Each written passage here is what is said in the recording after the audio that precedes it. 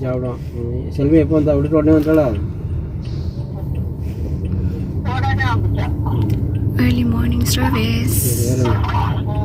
Thank you, Lord, for this opportunity.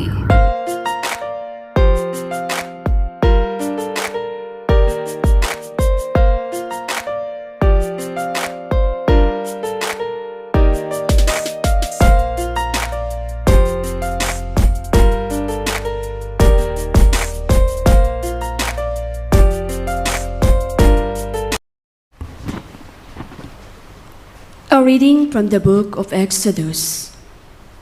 When Moses came to the people and related all the words and ordinances of the Lord, they all answered with one voice, "We will do everything that the Lord has told us." Moses then wrote down all the words of the Lord, and rising early the next day, he erected at the foot of the mountain an altar and 12 pillars for the 12 tribes of Israel. Then, having sent certain young men of the Israelites to offer holocaust and sacrifice young bulls as peace offerings to the Lord, Moses took half of the blood and put it in large bowls. The other half he splashed on the altar. Taking the book of the covenant, he read it aloud to the people, who answered, "All that the Lord has said, we will heed and do."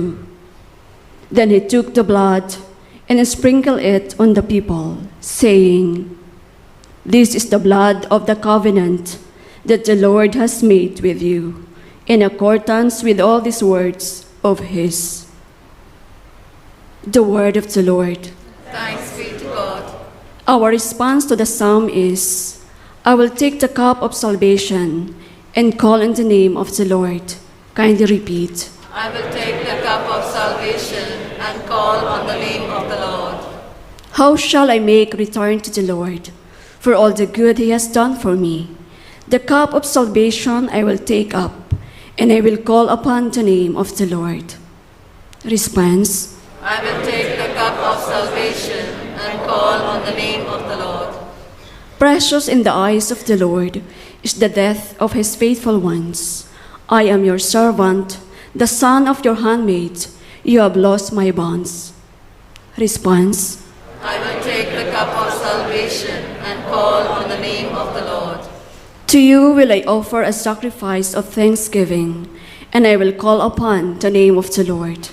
My vows to the Lord I repay, in the presence of all his people. Response. I will take the cup of salvation and call on the name of the Lord. A reading from the letter to the Hebrews. Brothers and sisters, when Christ came as high priest of the good things that have come to be, passing through the greater and more perfect tabernacle, not made by hands, that is not belonging to this creation, he entered once for all in the sanctuary, not with the blood of goats and calves, but with his own blood, thus obtaining eternal redemption.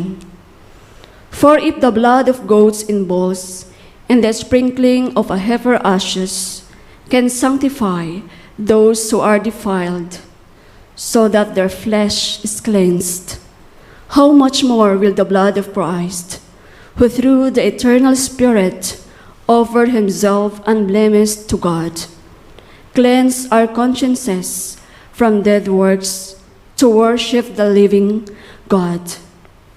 For this reason, he is mediator of a new covenant, since a death has taken place for deliverance from transgressions under the first covenant. Those who are called may receive the promised eternal inheritance. The word of the Lord. Thanks be to God. Please stand for the sequence. All together, lo, the angel's food is given to the pilgrim who has traveled. See the children's bread from heaven, which on dogs may not be spent. Through the ancient times fulfilling Isaac bound, a victim willing, Paschal long its life blood spilling, manna to the Father sent, very bread, good shepherd, tend us, Jesus. of your love befriend us, you refresh us, you defend us, your eternal goodness send us, in the land of life to see.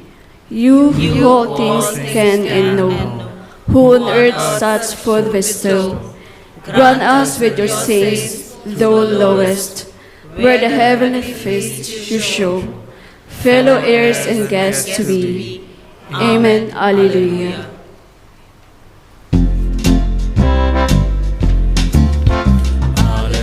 Hallelujah, hallelujah, praise be the Lord.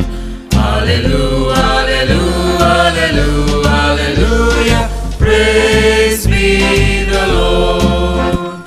All together, I am the living bread that came down from heaven, says the Lord. Whoever eats this bread will live forever.